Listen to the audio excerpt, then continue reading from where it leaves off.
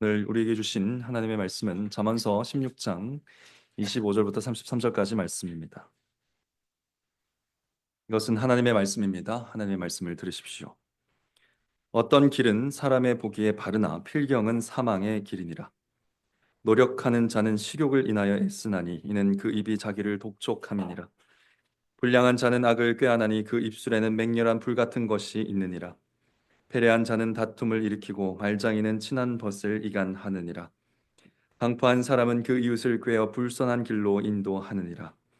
눈을 감는 자는 패역한 일을 도모하며 입술을 닫는 자는 악한 일을 이루느니라. 백발은 영화의 면류관이라 의로운 길에서 얻으리라. 노하기를 더디하는 자는 용사보다 낫고 자기의 마음을 다스리는 자는 성을 빼앗는 자보다 나으니라. 사람이 제비를 뽑으나 이를 작정하기는 여호와께 있느니라. 아멘. 네, 읽은 말씀으로 어떻게 사랑할 것인가? 잠언 강해 설교 같은 길 다른 곁이라는 제목으로 하나님의 말씀을 선포하겠습니다.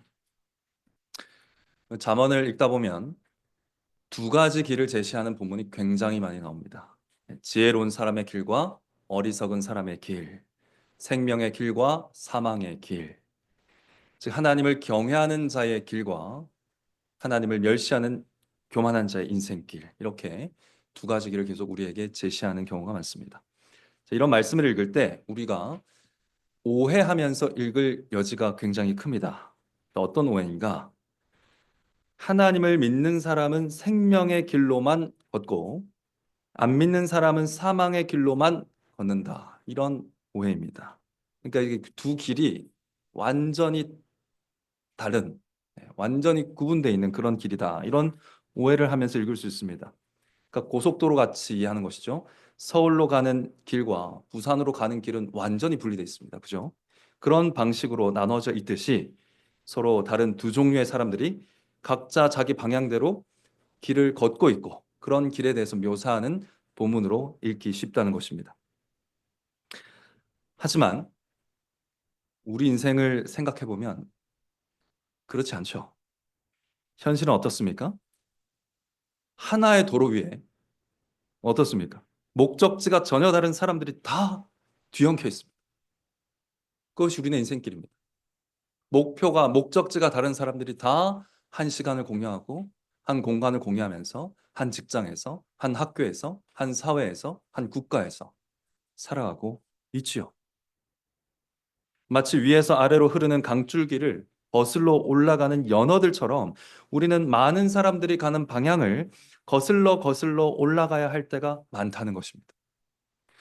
그래서 예수님이 좁은 길로 가라고 하신 이유도 여기에 있는 것 같습니다. 여러분, 좁은 길이 오롯이 따로 있는 게 아닌 것 같아요.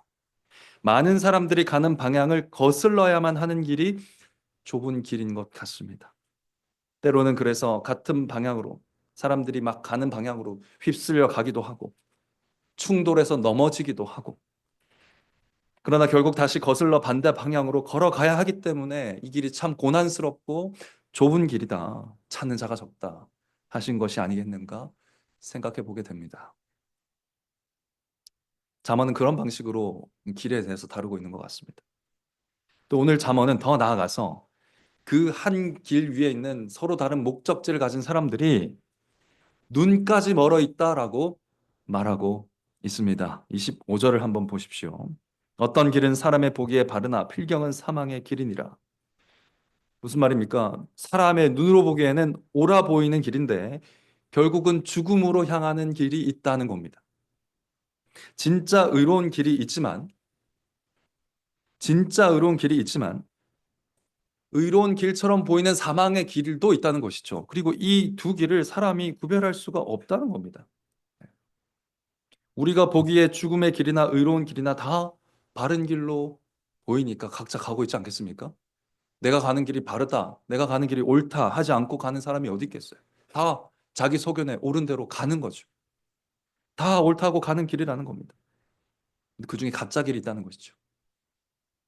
그러면 이때 가장 중요한 것이 무엇이겠는가? 누가 내 곁에 있는가입니다. 누가 내 곁에 있는가? 모든 것을 밝히 보고 바른 길로 인도해 줄 사람이 내 곁에 있는가?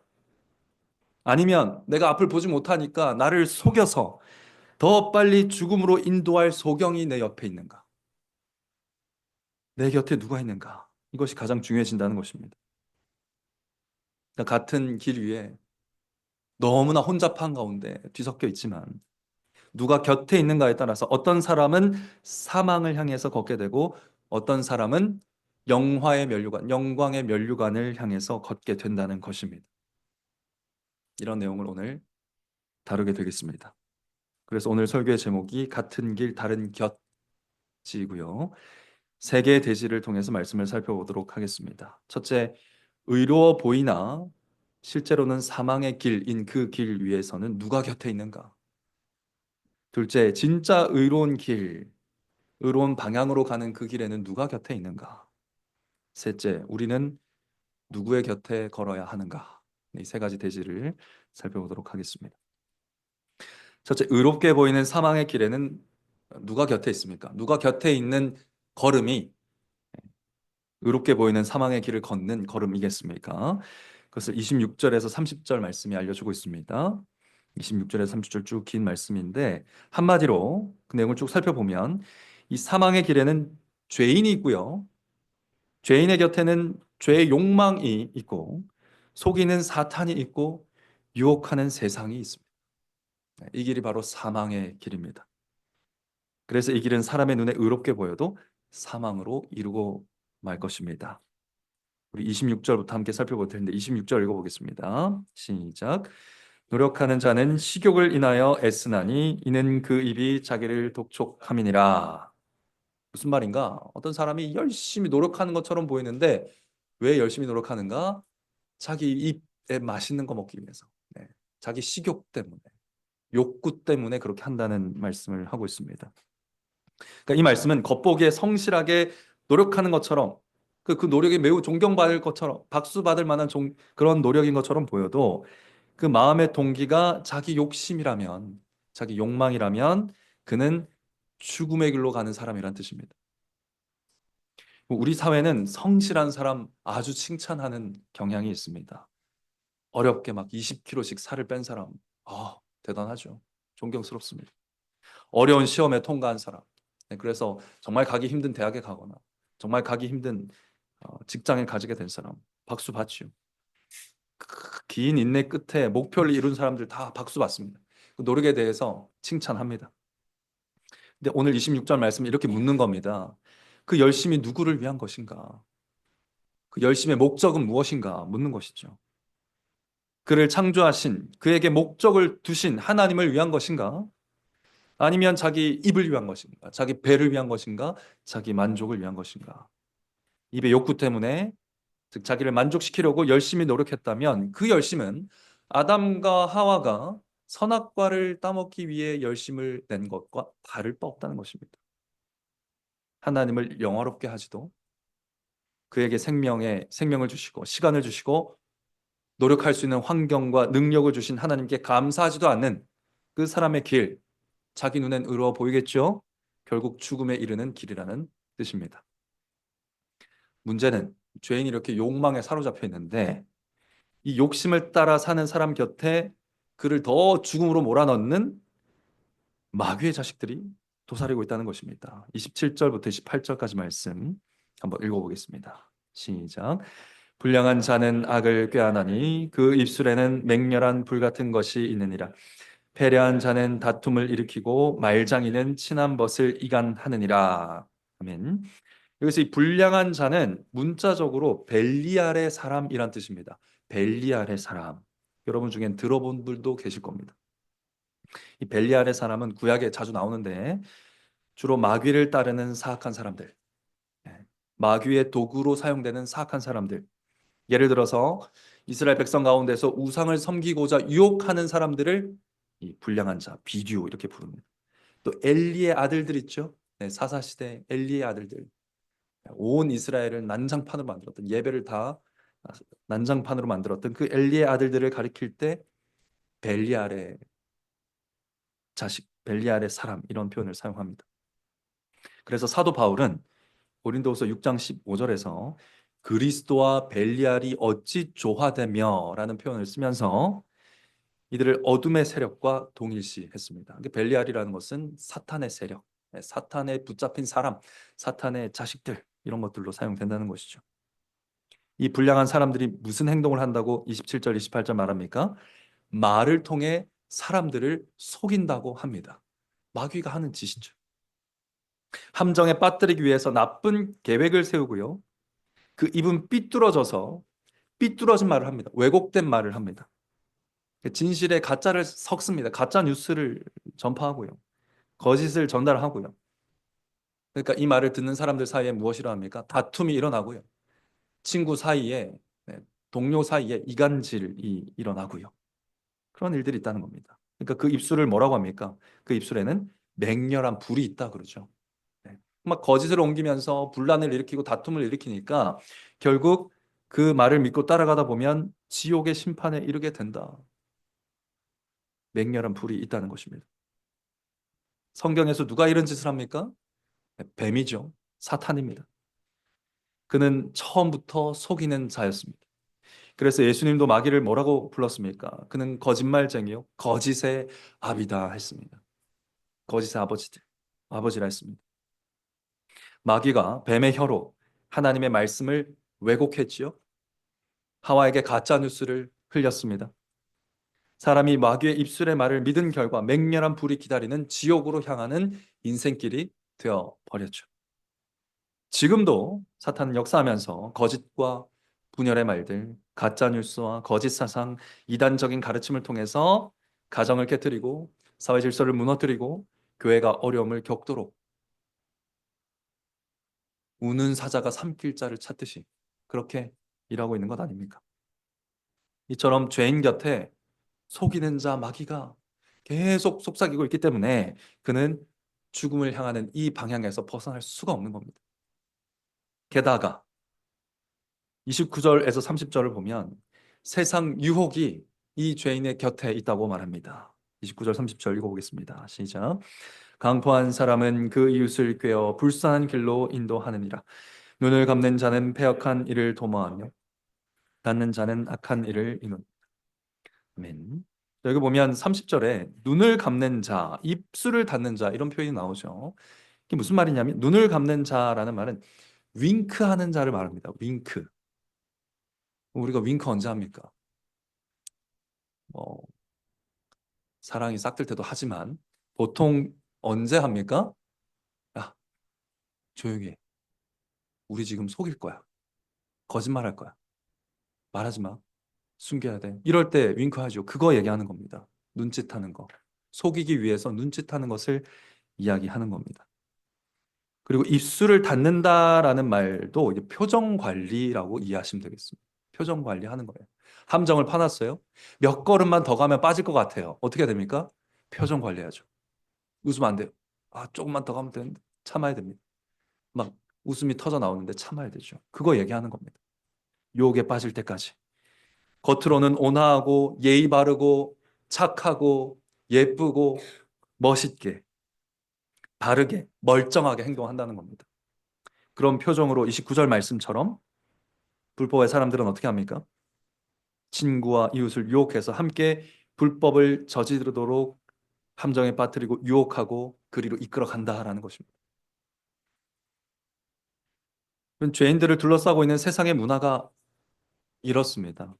이 세상 문화가 대놓고 여러분 죄 지으십시오. 하나님 말씀 어기십시오. 이렇게 안 합니다. 윙크하면서 표정 관리하면서 온화하고 감동적으로 설득력 있게 죄로 이끌어가고 있습니다. 예를 들어서 내 인생의 주인은 너야. 먼저 네 자신을 사랑해. Love yourself. 얼마나 좋은 말입니까? 더 이상 참지 마라. 모든 권위로부터 자유해라. 인내하지 말고 화를 드러내라. 네가 호구냐? 화내라. 다 잘 될 거다. 노력하면 된다. 모든 건 네 선택에 달려 있어. 네 마음대로 될 거야. 잘 될 거야. 광고에서, 노래에서, 드라마에서, 영화에서 이런 메시지가 수도 없이 들립니다. 듣기 좋죠. 위로가 됩니다. 응원이 돼요.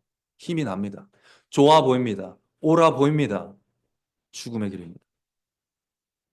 사탄과 세상이 속삭이는 말이고요. 표정 관리 중인 유혹입니다. 이것을 기억하라는 것이죠. 이런 말들을 곁에 두고 계속 좋구나, 이 말대로 가자 하다 보면 사망에 이르러 버린 자신을 발견하게 될 것이다 라는 것입니다. 이처럼 자기 욕심을 따라서 그 곁에서 거짓으로 속이는 사탄과 교묘한 표정으로 유혹하는 세상과 함께 걸어가는 이 사람, 죽음으로 향하고 있는 사람이라는 것입니다. 자, 그렇다면 둘째로, 진짜 의로운 길에는 누가 그 곁에 있습니까? 진짜 의로운 길, 의로운 방향으로 나아가는 방향에는 누가 그 곁에 걷고 있습니까? 진짜 의로운 길 위에는 하나님이 그 언약 백성 곁에 계십니다. 의로운 길, 의로운 방향으로 걷는 우리 곁에서 걸으시는 분은 누구시냐? 하나님이십니다. 여러분 31절 한번 읽어보겠습니다. 시작.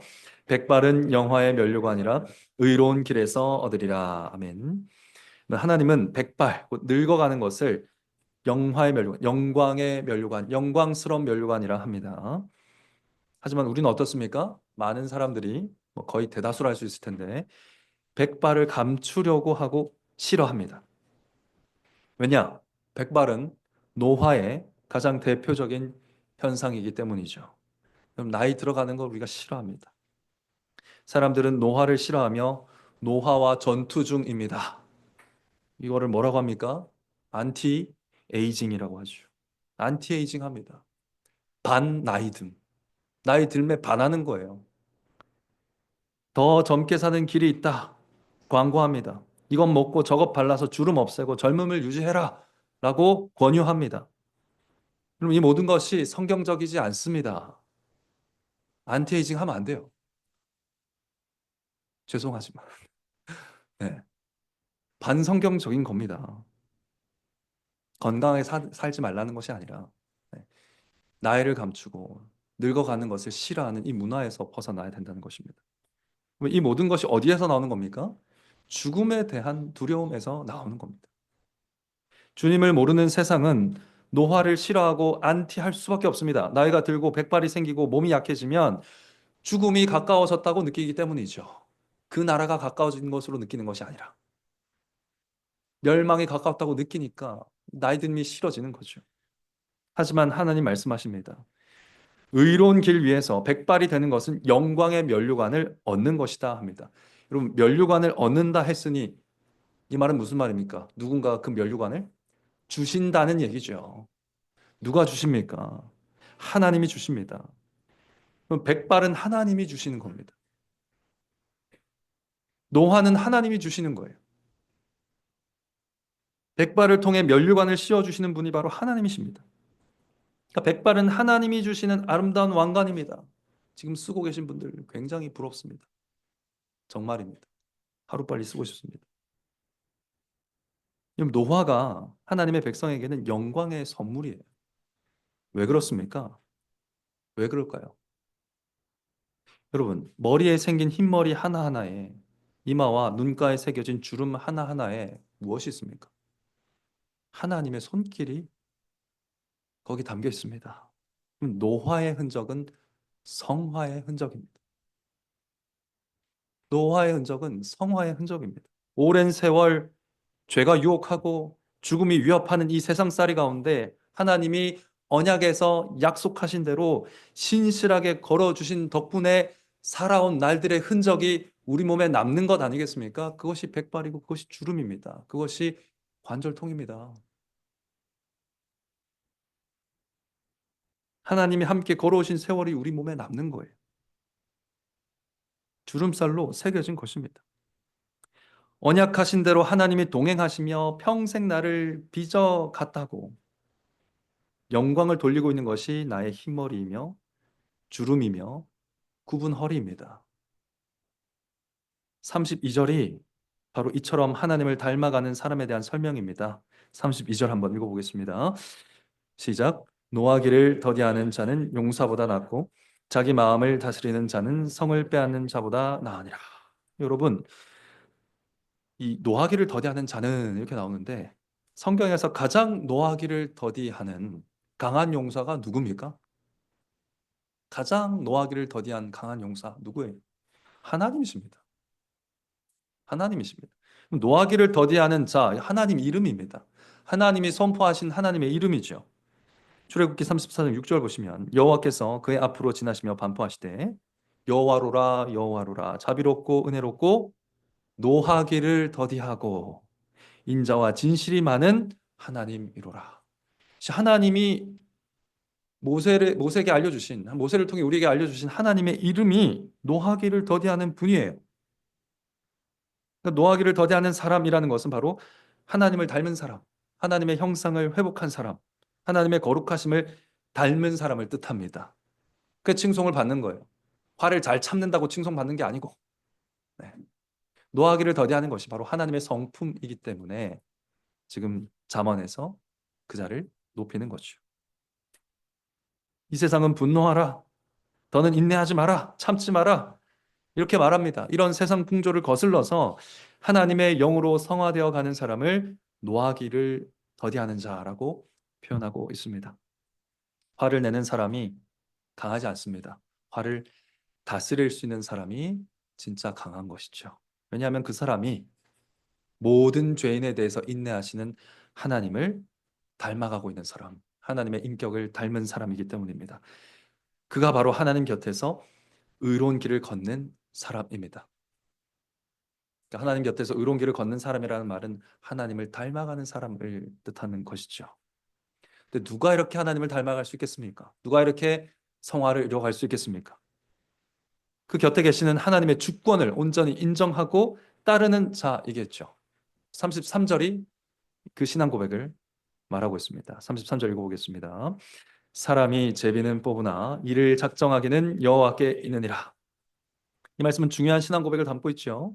인생의 모든 일, 작은 결정부터 큰 결정까지, 뜻밖의 사건과 심지어 제비 뽑는 일까지, 그 우연처럼 보이는 일들까지 다 하나님의 주권적인 섭리의 손안에 있다 라는 고백입니다.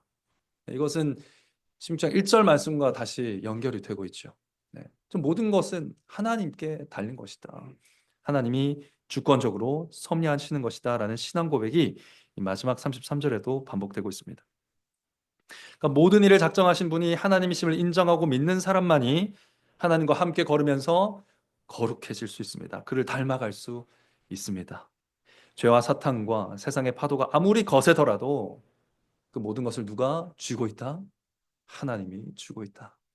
이것을 믿는 사람이 그 모든 좋지 않은 일, 좋은 일 가운데서 선을 찾는 겁니다. 선을 이루실 하나님을 신뢰하는 겁니다. 그래야 의로운 길로 걸을 수 있는 겁니다. 이처럼 진짜 바른 길, 의로운 길은 하나님께서 언약 백성 곁에 함께 동행하시는 이 길입니다. 그렇다면 이 두 길이 놓여 있습니다. 죄인이 죄악된 욕망과 세상의 유혹과 사탄의 속임수와 함께 걷고 있는 그 길이 있고요. 그 방향이 있고 많은 사람들이 그 방향으로 가고 있습니다. 반대로 그 길을 거슬러 올라가는 언약 백성이 삼위 하나님과 함께 걸어가는 길이 있습니다. 셋째, 우리는 누구의 곁에 있어야겠습니까? 당연히 죄와 사탄과 세상의 곁이 아닌 하나님 곁에 있어야겠지요. 오늘 잠언은 의롭게 보이는 사망의 길을 걷지 말고 하나님의 곁에서 의로운 길을 걷는 것이 지혜다라고 가르치는 잠언입니다. 서두에 잠깐 말씀드렸지만 문제는 무엇입니까? 우리 힘으로는 하나님 곁으로 갈 수조차 없다는 것입니다. 하나님 곁이 어딘지도 몰라요.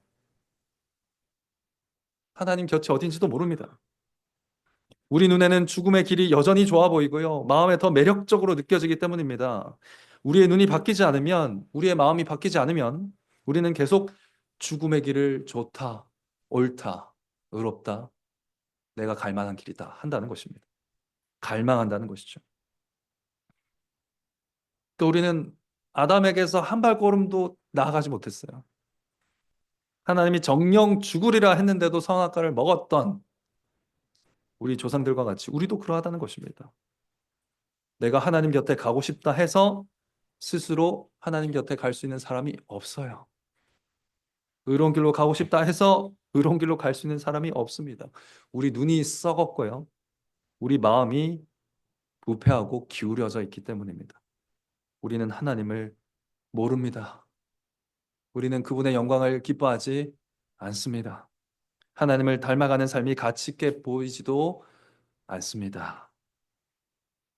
그런데 어떻게 우리가 방향을 바꿔서 걸을 수 있겠습니까? 여전히 젊은 게 좋아 보이고, 여전히 자기 마음대로 하는 게 좋아 보이고, 여전히 마음껏 분노하는 인생이 좋아 보이는데 어떻게 우리가 이 방향을 꺾어서 하나님을 쫓아가겠습니까?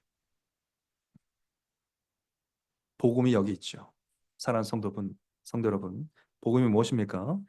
이러한 우리, 이 눈이 멀고 마음이 썩어가지고 방향을 바꿔 도무지 걸어갈 수 없는 이런 우리를 위해서, 이런 우리를 구원하시려고, 이런 우리가 하나님의 영광을 돌리는 삶을 살 수 있게 하시려고 예수님이 우리 곁에 오셨다는 소식이 바로 복음입니다.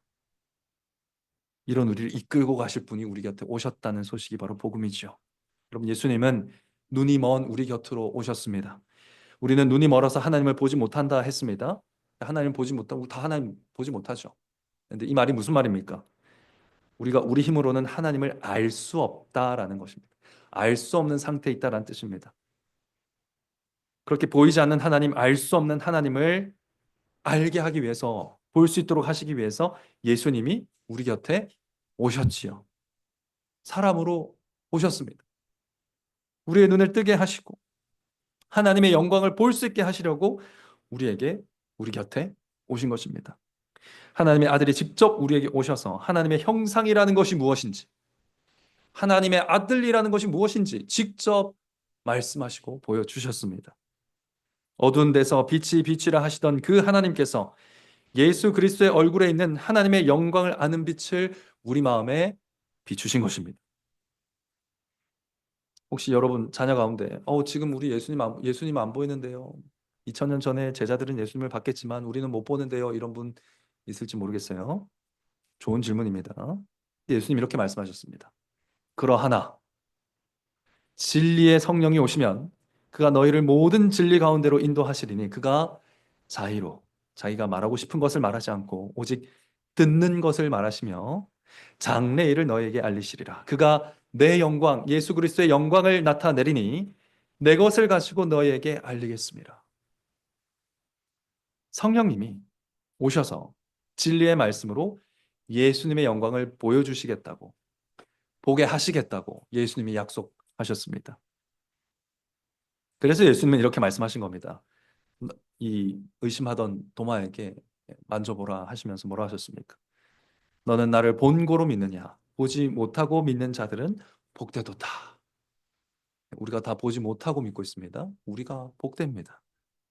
비록 우리는 육신의 눈으로 예수님의 이 몸을 볼 수는 없지만 예수님의 증인들이 기록한 성경을 통해서, 그리고 우리가 믿음으로 받는 이 성찬의 자리에서 믿음의 눈으로 예수님을 바라보며 하나님의 성품을 알아갈 수 있고 닮아갈 수 있습니다. 그런데 이 예수님 때문에 의로운 길을 걸을 수가 있게 됐습니다. 성령님은 또한 우리의 마음을 변화시키는 분, 우리의 눈을 뜨게 하시는 분입니다. 하나님의 다스림을 받고 싶은 마음을 우리에게 주시는 분이시고요. 하나님의 뜻을 따르고 살고 싶은 소원을 주시는 분이십니다. 믿음도 주시고요. 회개 은혜도 주시는 분이 성령님이십니다. 그래서 제비뽑기 결과까지 다스리시는 하나님의 그 절대 주권을 기뻐하며 받아들일 수 있도록, 인정할 수 있도록, 즐겨 따를 수 있도록, 그 주권의 하나님을 예배할 수 있도록 우리 가운데 거하고 계십니다. 마음과 뜻과 힘을 다하여 하나님을 사랑하게 하시는 능력이 우리 안에 있습니다. 성령을 통해 우리 안에 있습니다. 그러니까 이 성령님과 함께 걷는 이 길이 바로 의로운 길이 되는 것입니다. 정리하면 예수님이 바로 죽음의 길을 거스르는 의로운 길이십니다. 죽음의 길을 거스르는 유일하고 참된 의로운 길이 예수 그리스도이시고 그 길 위에 우리를 올려두시는 것입니다. 우리를 그 길에 연합시키는 것입니다. 죄악의 강물을 거슬러 돌파하면서 올라가는 연어들의 생명이 되어 주시는 것입니다. 거룩하신 하나님을 볼 수 있게 하시고 닮아가게 하시는 진리로 우리 안에 계시는 것입니다. 의로운 길에서 얻게 될 백발의 면류관은 바로 예수 그리스도 안에서 예수 그리스도의 이 길에서 주어지는 선물인 것입니다. 하나님과 동행하면서 하나님을 바라보면서 닮아가면서 예배하는 가운데 온 몸에 성화의 흔적이 남는, 그래서 우리가 나이 들었을 때 영광스러운 면류관을 얻는 그런 인생이 우리에게 선물로 주어진 것입니다. 이 영광스러운 목적지를 향해 가는 의의 길을 걸을 수 있도록 주 예수 그리스도께서 아무것도 할 수 없는 우리 곁에 오셨습니다. 이것이 복음이지요. 그러면 우리는 이 복음 앞에서 어떻게 반응해야 됩니까? 먼저 사랑하는 성도 여러분, 이 자리에 아직도 죽음의 길이 더 좋아 보이는 분이 있을 수 있습니다. 여전히 이 세상의 방식이 옳아 보이고요. 교회는 답답해 보이고요. 목사님이 하는 말은 다 똑같아 보이고요. 귀에 하나도 들어오지 않고요. 하나님을 닮아가는 거룩한 삶은 참 어리석어 보인다 하시는 분이 여기 있을 수 있습니다. 내 인생이니 내가 알아서 잘 살 거야. 좀 더 내 뜻대로 살다가 죽기 전에 하나님 잘 믿지 뭐 하는 분도 있을 수 있겠죠. 안타깝지만 그건 안 됩니다. 그럴 수 없습니다. 우선 여러분이 죽는 날을 알 수도 없고요. 그 직전에 잘 믿는 거는 말도 안 되고요. 결정적으로 여러분이 마음 먹는다고 그리스도를 믿을 수 있는 게 아닙니다. 말씀드린 것처럼 우리는 하나님이 어디 계신지도 몰라요. 그 곁이 어디인지도 모릅니다. 거기로 갈 수도 없습니다. 죽었습니다. 그리스도께서 주님이시기 때문에 그분이 여러분 곁에 와주셔야 믿을 수 있습니다. 믿고 안 믿고 본인이 선택하고 있다고 생각하지 마십시오. 지금 한번 믿어보시죠. 믿을 수 있습니까? 못 믿잖아요. 못 믿어서 답답한 세월을 보내고 있지 않습니까? 주님이 허락해 주셔서 여러분의 눈을 밝히셔야, 여러분을 살려주셔야, 여러분의 마음을 여셔야, 죽어있는 우리 영혼을 살리셔야 비로소 우리는 믿을 수 있게 되고 회개할 수도 있게 됩니다. 설교도 그때야 들리겠죠. 그때야 순종이 가능할 겁니다. 교회 출석만 하고 있고 여전히 죽음의 길에서 헤매고 있는 사랑하는 성도 여러분, 여기 있다면 당장 엎드려야 됩니다. 우리가 할 수 있는 건 빌는 것밖에 없습니다. 주님, 은혜를 주십시오. 불쌍히 여겨주시고 살려주십시오. 간절히 비는 길 외에는 없습니다. 주님 앞에 무릎 꿇고 그분에게 항복하게 되시기를 간절히 바랍니다. 은혜를 베풀어 주시고 용서해 주시고 믿음을 달라고 간구하는 은혜가 꼭 그분에게 임하기를 간절히 바랍니다. 이미 그리스도 곁에서 걷고 계시는 사랑하는 성도 여러분, 우리는 영광의 면류관을 바라보시기를 간절히 바랍니다.